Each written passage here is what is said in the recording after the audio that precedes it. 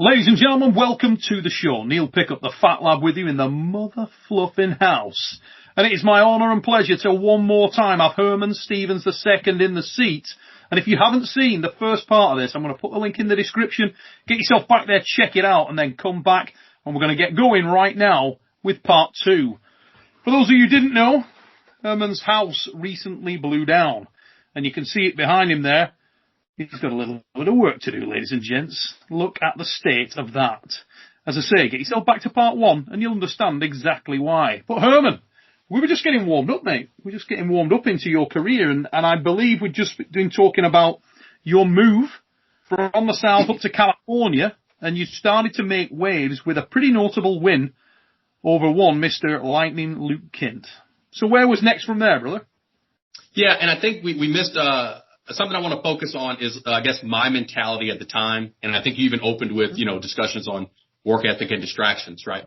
So in that first 2 years, all I did was arm wrestling, right? I was in college, and even when I just graduated, as we talked about in 2012, that's all I did. I trained 2-3 times a day.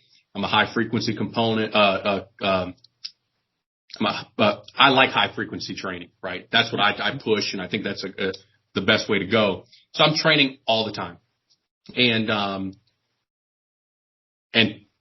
pulling people like Ray Hendricks and Craig Toulier and some of these guys.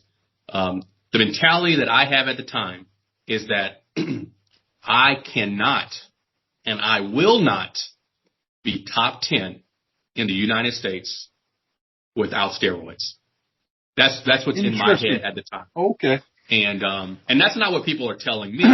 This is what I think, right? And I do have other people like Matt Chop Bertrand saying, dude, you're going to be a world champion. So I have a lot of people are typically really positive around me. I don't know if I'm pessimistic or realistic, but based on the data that I have. But that's what I had at the time. It was that I won't be this good. I can't be this good without steroids. And it doesn't matter because I really love arm wrestling. And I'm going to work to be the best that I can be. Was that because, Herman, that you'd had a lot of arm wrestlers in your immediate proximity you knew were juicing? Or was it just background in powerlifting, world's strongest man, things of that nature? I think some of it is pragmatism, right? If you know that there's a super substance out there, and if you're not Rob Vigent, right, I could be gifted and talented, but there's another Herman out there who's going to choose to use the stuff. See, I can't beat the other Herman, right? That's on steroids. So some of it's that. Some of it was watching people around me, guys that I literally crush at a tournament. Like, they can't do anything with me. 6 weeks later, I cannot do anything with them. Right? And man, it was just crazy. So I think that's what was kind of going on. I'm really glad you made that point though, because we've had an engaging discussion about the use of PEDs on here a couple of times on the Fix Show and various other things, even on In the Presence of Greatness. And it's a weird thing. Some people have one view on them, some people have another view on them. But I'm glad you said there that you'd had personal experience of guys that had taken a really seismic leap forward through the use of PEDs. Because you get a lot of guys who'll say, well, in arm wrestling, it doesn't mean that much. It doesn't carry over that much. My own personal experience of that is that actually, yes, it does. Very similar to yours. I've known guys that I could manhandle, and then a couple of months, 2-3 months down the track, suddenly different individual. Just an entirely different set of criteria. Correct. And I'm glad you said that. I really am. Yeah, and I would say I think it does impact people differently. I think it helps people differently into different levels. But you can't dismiss the benefits. If someone says they don't do anything for them, then the question is, are you using the right stuff? Are you training correctly? See, I'm not worried about a dumbass that uses them incorrectly, right? Or someone who uses them and then trains like a bodybuilder for arm wrestling. Yeah. Right? I'm not worried about that guy. You're worried about the dude that's got a dialed in. I'm worried about the freaking Prudnik who's got everything ticked. And then everything ticked. But he has decades of experience, doctors and athletes around him that will tell him exactly what you need to use to just be a better arm wrestler. That's the guy I can't compete with, right? And I'm not saying it's right or wrong or we can't be friends and all that stuff. I'm just saying that the shit works, right? And I think you do have to, like, treat people differently based on what they're using, right? So one guy may say, oh, I did this super match and it was a war and a killer, and I'm going to do another match a month later. Okay, well, that might be good for you. I might not be able to do that. I mean, I might be able to sign up for it, but it doesn't mean I'm going to bring an A game, right? So it's different. But the stuff does work, and if it's not working for you, then maybe you're not doing the right things. You're not training correctly. Maybe you didn't win the genetic lottery and you have like poor receptors and all this other stuff. Yeah. But that doesn't mean they don't work. They work. No. Like, it's huge. The benefits are huge. Like you say, there are individuals out there who when you see that version of them and they're taking something, it is just night and day. They're absolutely a different individual in every respect, you know.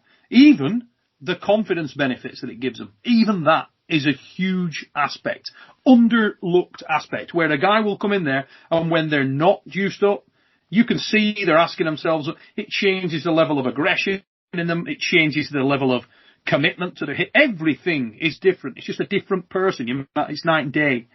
And I've definitely experienced guys that I've trained with, and I'm on record, I have never taken anything in my life at any time. Every version of Neil Pickup that's ever competed in any arm wrestling competition is 110% natural. And I was never the best in the world, obviously. But I did all right. And I know I've beaten a lot of guys who weren't natural. And I'm very, very aware of the difference that it makes. And I've seen the difference that it makes in some of those guys. And that is a point that will always leave a little bit of a sticking point with you. Because... Yeah. You know, I'm not judging people. Everybody does their own thing and they do it for different reasons. And I'm very aware of some of those and some of the people that I consider my best friends in arm wrestling and in other strength sports, Juice. And to be honest, I'm not really bothered. That's them as a man. I'm me as a man. I do things for my way. They do things their way. Doesn't necessarily make them a person that I don't respect or like. It's just not about that. Everybody's different and you make your own decisions. What I would always say, and I know that most of the guys that are my friends and that I've spoken about there, would be 110% the first people to say, holy shit, it makes all the difference in the world. You know, it's a lot of these guys were saying to me, you wanted to be, doing that for a lot longer and carry on and get, mate, this is what you should do. Let me tell you, please do this. And my path took a different route. It's not something I wanted to do for my own reasons. Yep. Each to their own. But it does make a hell of a difference. So, yeah, thanks for that and for acknowledging that you agree. Always something that it's nice to hear. That's for sure. Yeah. And I think to bring it full circle, goals and achievements, I mean, I guess it's okay when a guy comes in, he's new, and he says, I want to be a world champion or I want to be number one. I guess that can work. I think it leads you into some traps, right? And it's not just necessarily that you might force yourself to use drugs sooner, but I think it might force you to rush your training, push yourself towards injury. Like I said, my focus was being the best that I could be and enjoying the sport. So if being the best that I can be meant that I needed to take things slower, that's what I did. Whereas if you're trying to rush to be number one because it's a moving target, I think it's a rough way to go. Sure. Especially as an American puller, when you're not going to necessarily have a dedicated coach, that lives down the street, who has won WAF world titles and can tell you everything you need to do. A lot of this stuff you're going to figure out on your own. So you're already more vulnerable to injuries, other issues, etc. It's funny, isn't it? You make a very good point again there, Herman, as you so often do. But one of the things there that I would say is really pertinent to that whole discussion is attitudinally in different countries, the way that the country takes on the sport of arm wrestling, where it places culturally in their value chain, and where they put strength sports. You go to Eastern Europe and you talk about strength sports. You go to to North America, to the UK, to the strength sports. It's you've got soccer and you've got all the stuff that makes a load of money, and then you've got other stuff. and all that other stuff is inconsequential in many ways, you know. You go to certain areas in Eastern Europe, very different. And we've spoken about it, you know, the fact that Rustam Babayev won the Ukraine Sports Personality of the Year. You know, in the UK, it's Lewis Hamilton, it's David Beckham, it's not an arm wrestler, and I don't care what you've won. You know what I mean? We had a guy from my hometown, friend of mine actually, a guy called Carl Fogarty, and Carl was a superb motorcycle racer, multiple, I think 5-time world motorcycle racing champion, superbike world champion, legend of the sport of superbikes. Never got a sniff of the Sports Personality of the Year because it's motorcycle racing. You know what I mean? It's like, interesting. He's not tennis, he's not soccer, he's not cricket, he's not one of those sports. And that's a big thing. And I stress a great deal when we've talked about these guys that come to prominence in the sport of arm wrestling. Guys like yourself, Rob Vigent, who you've alluded to. And there's others, you know, we can go on. There's other guys who have that natural talent for the sport. But there are a lot more that maybe don't come into the sport because it's not perceived with us it's just not held in the same high regard that some of those guys are going to other things. And there's so many people out there that are just lost. You know, they've done their college football career, their knees are blown out, but they're still good athletes. They fit right in with arm wrestling. They just don't know. So there's just a talent pool just sitting there, just waiting to be tapped. Waiting. And not only does the sport need them, but they need the sport. Correct. This is ace. Absolutely, mate. Because it's funny, all this stuff with Khalid that's just come out, Khalid Jashel, and it's like, you know, I've put quite a bit of a focus recently on freaks, on the guys that we see as freaks. The funny thing is, they're not as much of a freak as you think. There's other dudes that are just like that you just don't know about, but they're there. They just haven't been. The diamonds are there, they're just not cut yet. Yeah. And there's 8 million people. So I mean, it's not like a stretch to say you're going to have 50 million freaks. You know what I mean? Yeah. There's a lot of them out there. We just got to get to them, get them to come to us. But I'm saying, like, even outside of the freaks, they're just people who are kind of wasting away. You know, they go to work, they come home, they go to work, they come home. They need the sport. Yes. You know, like if I wasn't arm wrestling, I would need arm wrestling. I'd have to do, if I wasn't doing something like this, I'd be miserable. You know, it gives you focus even when you're not competing. Like we are now, when you're going on and you're talking with your mates about arm wrestling and what you can do to benefit yourself in training. All the aspects that it brings in are just ridiculous. There's layer upon layer of benefit that we don't talk about. It's always about the guy who's going to be world champion. But below that, there's hundreds and hundreds and hundreds of people that are benefiting from the sport of arm wrestling. And thanks for bringing that up, mate. Really, really good points. Really good. And it's great because, like, if I didn't have arm wrestling, I'd be fighting, right? Which is also ace. I've got to say, I'm a bit of a fan of a fight myself. I don't want to get punched in the head. I don't want brain damage. I don't want to go to work with black eyes and busted noses. So, like, arm wrestling's truly a sweet spot. You know what I mean? You can kind of fight and you don't get choked out. You don't get punched in the head. You don't get punched in the head 500 times a night. Exactly that. I don't think I've seen anyone break their back arm wrestling, you know, or break their neck arm wrestling. So, it's a really unique sport. It really is, mate. It really is. And I'm really glad that you made some of those points. They're extremely solid points. And I know that'll get the comments racing as well, which is nice. You know, right from the PEDs comment right through to the stuff we were talking about latterly there. Absolutely spot on the money. So I want to carry on down your own career path, mate. And let's get back to where we were. So you've moved to California, and you've started to, and at this point in time, would you say you are then the most focused you've been in your career, to be fair? I think focus was 100% from day one until, right? And I will get to the point, I guess, where it drops off. But 2012, I'm in California. I'm in Bakersfield. Essentially now I have my own team, right? I am the coach. I am the strongest guy on the team. And then that changes a lot of stuff. It opens up a lot of doors, right? So I'm no longer getting like beat on, right? And that was my choice. No one was bullying me into getting beat on in Louisiana, but no one can beat on me in Bakersfield. Yeah.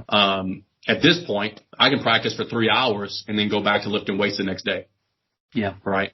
So now, like, those strength gains, yeah, those strength gains really, really take off. At this point, I'm probably anywhere from 195 to 205, fluctuating. I am probably, doing like work on the gymnastics rings and bands in the morning. I'm doing like heavy pressing on my lunch break at work, and I'm doing like big time powerlifting in the afternoon every day. And I'm probably eating once a day. I have zero distractions, right? I don't have any of my friends were never distractions, but I really have nothing to take up my time. So like I'm a machine. Like how was the powerlifting affecting your weight, Herman? When you're doing your heavy deads, your squats, your bench, was that not really filling you out? Not really, because I'm eating once a day, right? There's only so much you can eat in one meal, so I'm probably under eating a little bit. And not only do I like high frequency, I like really low reps, right? Okay. So like at most, you're going to see you're real powerlifting. 3 reps in a set, right? Okay. And that's me trying to force myself to follow a program. When it's just, if I'm just letting myself loose, I'm doing singles. So right? Basically, if you're getting into a higher rep range, it's because there wasn't enough weight in the gym. Yeah, exactly. So, progressing really well, but powerlifting, like when I look back, is still most of my training. Arm wrestling training is still deficient. I'm only using bands. I don't really have access to a cable machine at home, so I can't measure anything. I don't know what happened the rest of 2012, but I guess fast forward to 2013, I'm probably 215 at this point. I simply decided to, start eating more food. I go to UAL 3, and I get second to Tom Nelson in the 231. That's what happened. I get Jordan Seal both hands early. Right-handed, we grip up, and I control his hand, and I felt so comfortable, Neil. I said, man, I'm about to crush this dude. So I cock back, and I hit straight sideways and go, boom. I just hit his low wrist and his pronation. Yeah. And at the time, I didn't have any of that, like, side pressure, no hand game. So he takes my hand, and I just, I take the loss. And I'm just so pissed at myself because I had the match. So I go to the B side, left-handed.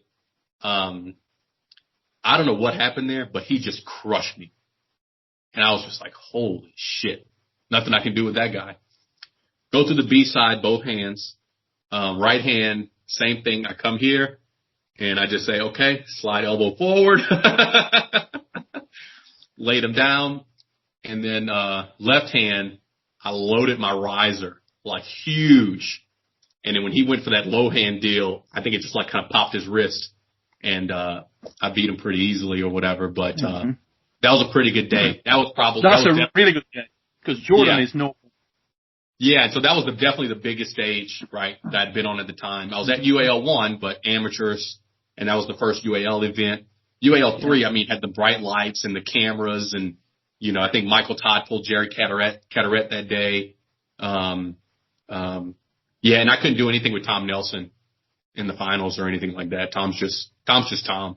At this point, I'm really just a top roller or, kind of a hand control guy. And Tom's hand is just stupid. But that was a fun time. I think that was March 2013. Where was that 3? UAL 3? That was in Huntington Beach. Oh, okay. Yeah. I'm just trying to drawing up my thoughts on where was where. Yeah, and I can't remember who won supers and those other classes and stuff like that. But that was a fun event. And then I think in June 2013 in Patterson, same event that I beat Luke in the year before. At this point, like I'm pretty good. You know what I mean? Like I'm going, and I'm going to kick some ass, right? And in the 230, in this 242 class and the super heavyweight class, and it's me, Tom Nelson, and Kenny Hughes in both classes, right? So there's going to be some moving and shaking going on, right? And Tom and Kenny apparently they were trying to game the brackets so that Tom and Kenny could get like first and second in both classes, get more money, and so they get more money for beer. And I think Kenny leaned over and told someone, yeah, we're going to freaking run a game on Herman, and we're going to get all this money. And it was like my teammate. And so my teammate goes, hey, Herman, just to be aware, here's the scheme. And not that knowing the scheme mattered, but I think Tom had to protect Kenny. Yeah. Kenny was the vulnerable one. So Tom must have dumped a match to Kenny or something. Yeah. And I beat Kenny multiple times that day. I think I might have snuck one in on Tom. I'm not sure. But their plan was ruined. I mean, they did pretty good, but I think I officially won the 242 right hand over Kenny and Tom. Right? No, so that's pretty cool. And they got less beer money, so that was a good time. When really Tom could have just ran the table on everything, you know. Yeah, Tom's a very underrated arm wrestler. Tom, we had a show the other day, and one of the guys, can't remember who, one of the lads said, like an average mid-level pro, like, you know, let's say Tom Nelson, and I'm like, what the fuck? When Tom Nelson shows up ready and on his game, Tom's serious. Tom's got some game.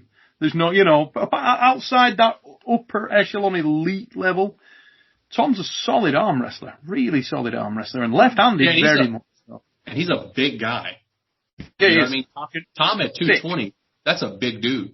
Yeah. And that goes back to dedication and commitment and stuff like that. When you're that big, it's kind of hard to stay at your 220 class. Yeah. And if you can't stay at 220 and borderline 242, now you're a super heavyweight, you know. Yeah, you got to be that. Yeah, but you got to want to maintain that weight. And you really don't want to be there in North America, because in North America, super heavyweights are really super heavyweights. There are some massive guys over there. You know, a lot of, much bigger than in a lot of places in the world, to be honest, you know, in terms of the amount of them. And a guy that big who's got a reasonably joined up game, it really wears on you, you know, so it can be a long day for anyone. So, moving on, mate, you sound like at this point you're really riding a wave. Yeah, and we talked about, at this point, I still think I'm slow, like I'm not really moving. And the progression was, when you're brand new, you don't know any better. So you're hitting people, and then you slowly learn what strong is, and you know that when you hit and get stopped, it hurts. So I'm really slow. But somewhere in, I think 2013, I said, well, I need to work on this side pressure thing and this elbow thing, right? And so at this point, I started getting my bands, you know, kind of warming those elbows up. I did that for months on end. You know, once I felt safe there, I went to practice, and Eric Martinez, I got to thank Eric Martinez. He's my workhorse of a training partner. You guys won't know him really, but that's a guy from 2012 to 2018. I could say, hey, man, this is what I need to do. This is what I need to work on. And Eric was there, right? Nice. If that meant Eric just getting his ass kicked, Eric took an ass whipping, right? If that meant Eric doling out an ass whipping, Eric did it.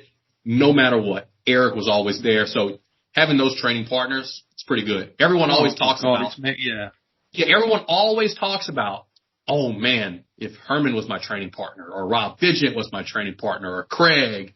Mm-hmm. Yeah, but you also need that Eric Martinez guy, right?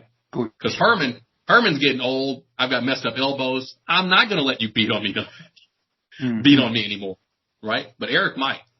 So then I went to practice. Said, Eric, I need to work on this deep hook stuff. I need to work on this pressing, this elbow stuff. Just hold, right? And so Eric and I would just sit there, and we'd just sit there and work on this stuff throughout the end of 2013. 2013, UAL started doing their contracts, so arm wrestling's kind of ramping up, right? Yeah. Game of Arms is coming out. I don't know if that was the end of 2013 or early 2014. And then WAL is ramping up at the same time. So at the beginning of 2014, I'm 205, and I think I understand that WAL Vegas is going to happen. Mm-hmm. And I think this is June 2014. It's a 195 class. So I get down to 195, and I walk into WAL Vegas at weight. No water cut, no nothing. Mm-hmm. And there's 55 people in my weight class. I feel like a lightning bolt. Right-handed. I feel like a lightning bolt. My left feels kind of meh. And so I'm getting the draw. Wham! Wham! Then I get Todd Hutchings. Right? Got Todd early, and we're in the setup, and Craig's there. Craig said, dude, you got to hit. You're not beating this guy whatsoever. And ready, go, wham! And I've got Todd that far from the pad. And they called a false start. I don't believe it was a false start.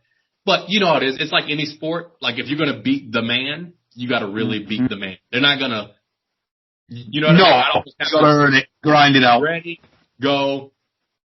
Okay, now you can beat Todd Hutchings, right? But I had him close, and I was kind of like pressing on him. He had kind of rolled out here. So we get the restart. And then I think Todd knew who I was at this point. Mm-hmm. Not my name, absolutely. But he knew, like, it's on. It's on, mm-hmm. Right? So I think he grabbed a little bit lower, and I mean, he just hit straight side, like into my arm, you know. So that was fun. And I'm a huge Todd Hutchings fan now, but especially at the time, you know, I watched all his interviews, all the My Arm TV interviews, him and Gary on the boat, you know, a huge Todd Hutchings fan. So that was a big day. Yeah, it's big. I go to the B side, smacking people, and make it to the finals, right? Left-handed, I think I was top 8 or something, and the left just didn't feel that good. I lost to Todd, which is nothing to feel bad about, and I lost to Scott Ballinger. Not that I could have done any better. Rock strong puller. Yeah, not that I could have done any better, but my left just didn't feel great, and I'm going to come back to this at some point in the story. So, made it to the finals. It's me, Todd Hutchings, Craig Touye, and Chad Silvers. Yeah, right. That's a lineup. And I'm at year 4 in the sport, no drugs. That's mega. Yeah, like out of 55 people. So yeah, that's rare, that mate. Fair play to you. Yeah, and I'm not like a giddy or like overly happy person, but I was like, fuck yeah. Yeah. You know, I'm sitting there. I even told them. I was like, guys, we don't even have to pull. Let's just go out to eat. Like we're good. We're doing it. It's all right. Yeah. Yeah. Like let's just do it. I drew Craig. I drew Craig in the final 4, and the first like ready go, Craig went boom, and I mean like he jumped inside so hard, and I wouldn't have anything for him, but I think they called a false start or something, mm-hmm. And then the next one, ready go, and I just like ate his hand up, you know, he was trying to press under, but I carried it down to the pad. And it's a pretty cool video. Nano Cruz has the video, and it's Nano Cruz and everyone just screaming, losing their damn minds because it was such a huge upset. Yeah. You know what I mean? Yeah. I was known at the time, but like still, like if I beat Craig today, some people would still say it was an upset. You know? Mm-hmm. And so they're screaming. I was screaming like I was raging on the stage. And like I backed up and I took off running. I was fucking running and screaming around the damn building. And then afterwards they were like, man, what the hell happened with Candy Bigwood? I was like, the fuck you talking about? I don't know who the fuck Candy Bigwood is. I mean, I know Rob Bigwood, but I didn't do shit. They said, dude, you knocked her off the fucking stage. So she was there like taking pictures and I'm fucking raging and backing up, and I think I threw her into the crowd. And Paul Stevens, no relation, he caught her apparently. And while I'm like in psychosis, I think it might have been Rob or someone was like talking to me over the speakers. Like, dude, calm down, you knocked Candy down or something like this. I didn't hear shit. Like, I was gone. In the zone, yeah. Oh, I was in the zone. Yes, I don't remember any of that shit. So I think I've apologized on a podcast before, so I'm sorry, Candy.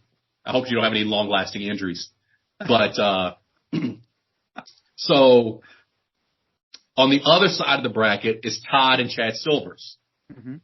Chad beats Todd, which was bullshit. No one will ever convince me. I agree. I think I pulled Todd on it at the time and said a little bit of, That was no bullshit. And, so I don't know if I could have beaten Chad, right? Chad was at the time definitely a step above Craig. Yeah. And, Chad of the four of us, especially at the time, Chad had way more moves, right?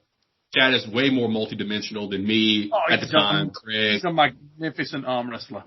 And in the last 4 or 5 years, he's the one that's under the radar, underrated, all this other stuff, and a lot of that's due to inactivity. But man, let me tell you something: if you don't know Chad, go watch those old videos. That dude will hook, he will press, he will pull it out his hand. I mean, monster rolls, side pressure. And for a lot of people that don't know, Chad has national titles in the United States in every weight class from 121 to 220. And that's all. Chad Silvers in 19, what year would that have been? 1990, maybe, I'm going to say 89. And I think it was Athens, Greece, right? Sit down, WAF World Championships, only my second Worlds. And Chad's probably in the 21s, pulling his balls off. Looking like he'd been doing it 20 years, you know what I mean? Yeah. God, one of the guys that at that time, I was, as a kid, I was focused in on thinking, watch this guy, this guy's the balls, had it dialed in. Super game face, and a really nice guy. I mean, Chad's a lovely dude as well, really good guy. A lot of time for Chad. And, just absolutely dialed in 1989 and sit downs. And he was all over the table then in 121s. And he's still, it doesn't go away, does it? So. Yeah. So, I have to pull Todd again. And, Todd just kind of like supinates on me, shuts my arm down, and then he Todd rolls. So it looked like I got top rolled by Todd Hutchings, but Todd can't really top roll. I mean, it was a Todd roll. He supinated first and it kind of went. Yeah. But I get third out of 55. Really awesome day. Again, beginning of WAL contracts and all this other stuff, right? So before the tournament, they're trying to get people to sign these contracts, right? And you didn't have to, and that's great. They said, hey, here's a contract. And I said, well, I don't have time to read it. We'll handle this another time. I'll take it home and I'll consider it. That wasn't good enough for the WAL. So, I think they brought out a couple people and they were kind of like pressuring to sign the contract. And UAL did the same stuff. Then they brought out Kaplan. So Steve Kaplan comes out, right? And, he's like, hey man, you should sign this or whatever. I said, yeah, I need to read it. They said, well, man, you might be able to be on Game of Arms too, or something like this. And I said, well, we'll cross the bridge when that happens. Right. And they pressured some more and I kind of got out of there. So I go home. I didn't even blink the whole drive home, just high on the tournament. And, maybe a couple weeks later, I think they said, hey, we want to interview you for Game of Arms. We'll set up a time or something along these lines. Nothing happened. Then they called back some time later, not to talk Game of Arms, not to talk WAL signings or WAL events or opportunities. It was, hey man, UAL has an event coming up. Don't sign anything. Right? And I'm like, okay, like, come on, man, like, bring something to the table. Don't prevent me from doing something else, Yeah. So, whatever. I don't like that kind of business. I don't like how that works. I was never called about Game of Arms or WAL or anything. which is perfectly fine, except you told me something. Right? So that was kind of my issue initially. But whatever. UAL 8 happens. This would have been August 2014. And, it's a 205 weight class. I think there's 45 people in the weight class. And, it's me, Todd Hutchings, Alan Ford, Rob Vigent, Ryan Clark, Doug Ehrlich, whole bunch of people. Mm-hmm. And, I guess the highlight of the day, and so like my left arm felt kind of dull, right? I don't remember where it shook out, but it just felt dull. And again, there's a reason why I mentioned it. Right-handed, I lost a match against Ryan Clark. We went like a finger battle, and I think I was scared of going to the straps with Ryan Clark. Mm-hmm. So I tried to hang into that match, and I lost. And so, like for those beginners out there, or even, guys on the way up,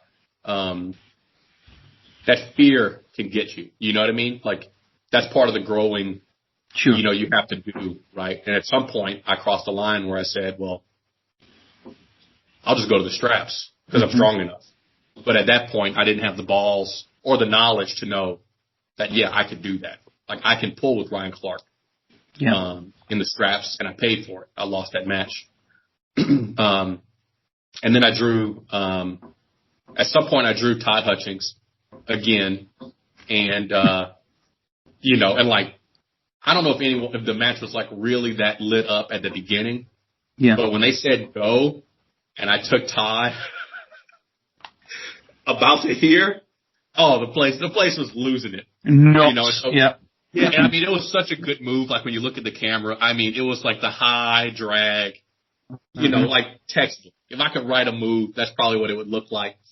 And then I think Todd elbow fouled in a losing position, which probably didn't exist in UAL rules. I don't know or remember, but there was some elbow movement, and then we fell in the hook. I think there was a little bit of motion where it didn't seem like I was going to get dragged like just like that easily. He wasn't going to cut me like a hot knife through butter, but I think then they called the foul on him or something, and I guess it was a restart. But I think there was a foul to even get the position to begin with. I don't know.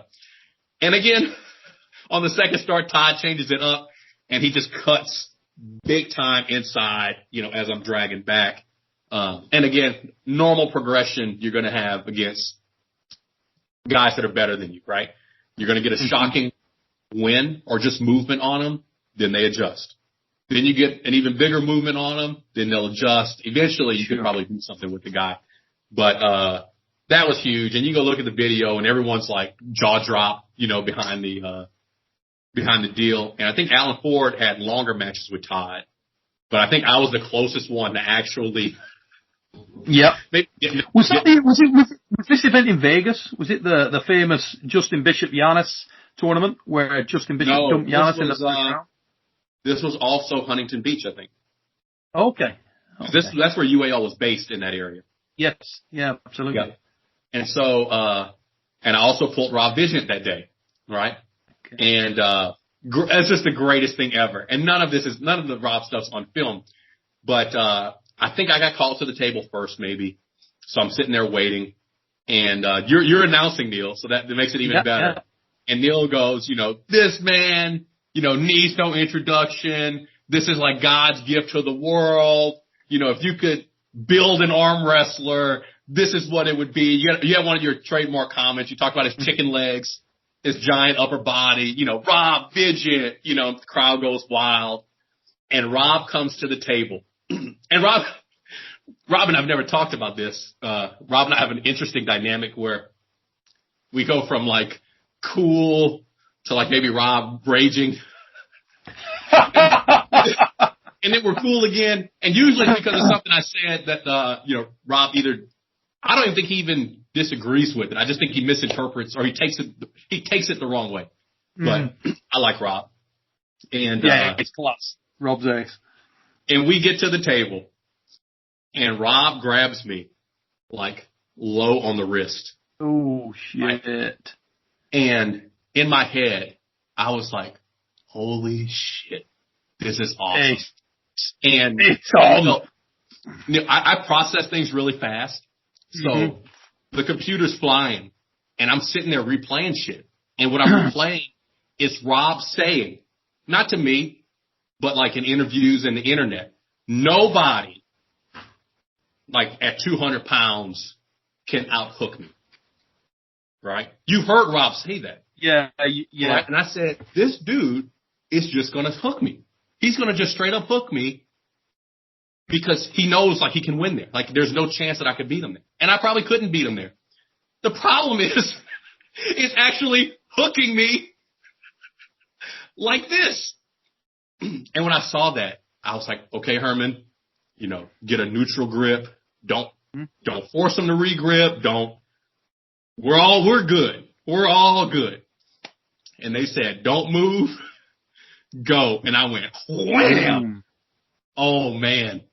And I was raging in there. I was fucking screaming at Rob. I was screaming at the cameras. The stage was like 4 or 5 tables deep. I mean, it had to be like a 50-foot stage. I screamed, Neil, from this corner of the stage to that corner, all the way around the backside of the room. I couldn't even talk after the match. I couldn't even talk after the match. And man, I think I finished 5th. So Rob might have been 3rd.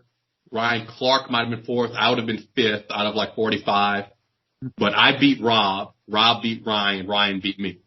Yeah. Right. So I remember that day well, and I remember speaking to Rob Vigent before the match on the car park outside. I'll tell you what, if I'm right, it was the event where they gave the car away. Yep. Yeah. And we were out on the car park beforehand, and I said, yes, stacked class. And we were talking about guys. Only guy that Rob raised as a major threat was you. I remember that. Before the event? Before the event. Interesting. I'm going to say, yeah, it is. And what I'm going to say now is, and Rob, myself and Rob have talked about this loads of times. Rob, when he has someone in his head, can be vulnerable. Yeah, I believe that. That's a thing with Rob. I'm curious. And he was I known enough? I don't think there's anything. Your hair was longer that day. You had a good. Oh, I looked like a monster. I looked like a monster, Neil. I was in shape. The hair was crazy. Like I actually looked somewhat athletic. I remember saying to you as you walked past me on one of a pole, and you came up there game faced up to fuck, like just, and you walked past me after the match, and I went good pull, and you just like acknowledged me, and then you didn't say a fucking thing. Yeah. And I thought, yeah, he's dangerous today because you could see you were insular with determination. You were just in your zone. Yeah. You were in there. And when you get somebody like that and they're that involved that you can't draw them out, you can't talk to them, or they're in. That's when you know that guy's there to mess you up. I remember that day. Yeah, interesting stuff. And the truth is, I don't really think I have anything that can like ace Rob Vigent. You know what I mean? Like Rob's maybe that day you have the focus that would. Yeah, no. If anything, that would be it. Physically, there's nothing that I can ace Rob on. Like where I try to be strong, Rob's stronger. He's got a bigger, stronger hand. I typically get by on my strong hand. So, that's the cool thing about arm wrestling is that a Herman can beat a Rob based on decision making, the draw, the start, or something like that. Because if you just put it on paper, I can't beat Rob. On the physical, if you look at it on the physical versus the physical. Yeah. Yeah. We had an episode of The Fix the other day, and we were talking about that, and one of the guys had put a question in there about what move, what fundamental, this, that, and the other. And I said, look, all of those things are fine, but I said when you look, maybe the biggest or the most critical fundamental is that it's having the balls you can have all these moves. You can go, and if you can go out into your gym with your training partners and chuck all these moves onto things, you go to a tournament, and it's kind of like, here's an analogy for you, I always use, right? We go to fucking China, you're going to get a Chinese meal. How many times and how many people will get the menu for the Chinese meal. You look through the entire menu and then order the same shit that you ordered the last time you ordered Chinese. And everybody does that same thing. They'll go up there and they've practiced, they've trained, they've strengthened other areas of the game. And then it comes down to it in a tournament when they face the guy that move does not work with. And whilst they've practiced all these other moves and all the other techniques and all the other fundamentals all friggin' year, they're still fearful to utilize it. And that's one of the things that Rob certainly, we've talked about, and he's been critical of himself over, saying it's like he's gun shy, you know? It's like, pull the trigger, and he didn't pull it. And that day you were deep. You were in there. Yeah. And in Rob's defense on, utilizing these other moves or whatever, it's actually very hard to do. I mean, it's a huge step in like someone's progression from really good to elite to be able to choose the move you're uncomfortable with, because that's what's going to win you the match. And the nearer that guy is to you physically and mentally, or the nearer the perception within yourself where you're thinking, okay, this guy he's a 9-level threat. He's right on my threshold. To do it with that guy is hard as hell. It's hard as hell for most guys. It's funny, when Rob was doing the Cock of the Walk tournament, you remember the Cock of the Walk that he was setting up? And he was going to give the special amount of money for the guy that could win in different positions, just to prove the point.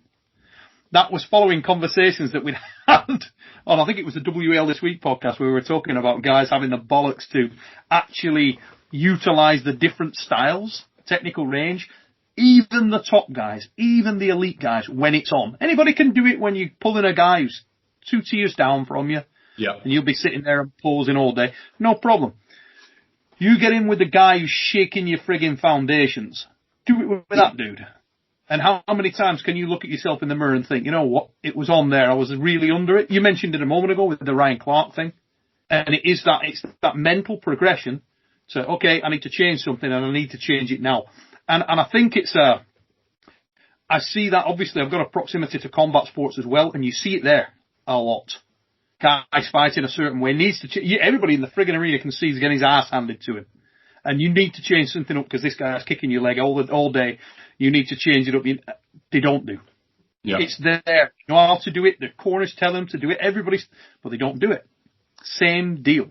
And it's very, very, very pertinent to arm wrestling. Happens a lot in arm wrestling with good guys. And then they'll spend the next 2 months at training telling you what a dick they were and they should have done it. You know? Seriously, how often does that happen? All the time. All the time. And I've done that. I've got, I think, 7 silver medals from World Championships where I know I should have won in tournament. Yeah. But I bottled it. So it didn't take that step where I knew, and on stupid things like your rationale was, okay, what's my rationale here? Well, my rationale is that if I go into a deep hook where I'm actually stronger than I am top rolling, but if I go into a hook, I won't last the tournament. I'm in the final, you prick!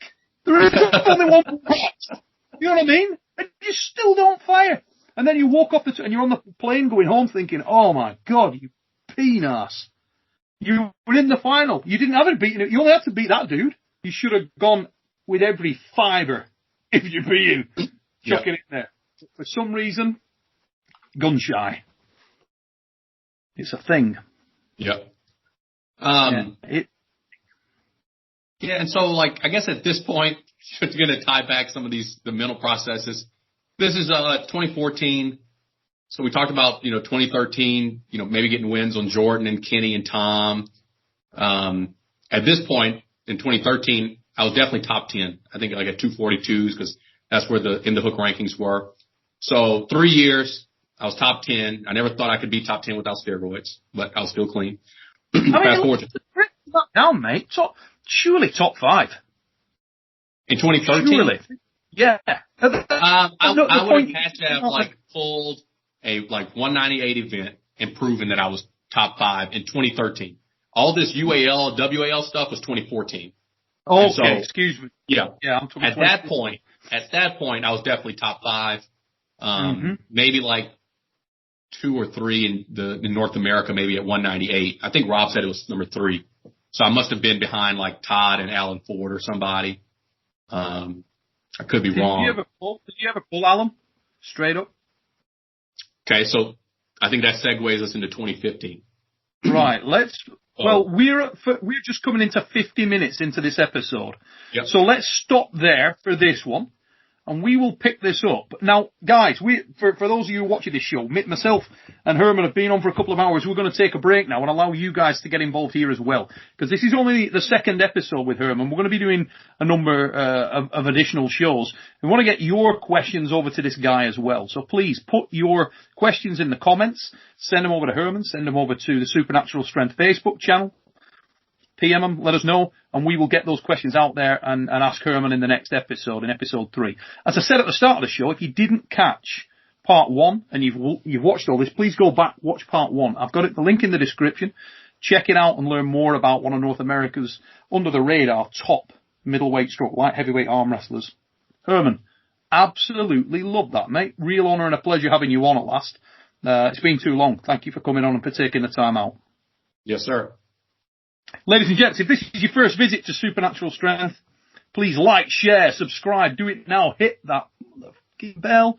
And until we see you next time here on the Supernatural Strength channel, take it, peeps.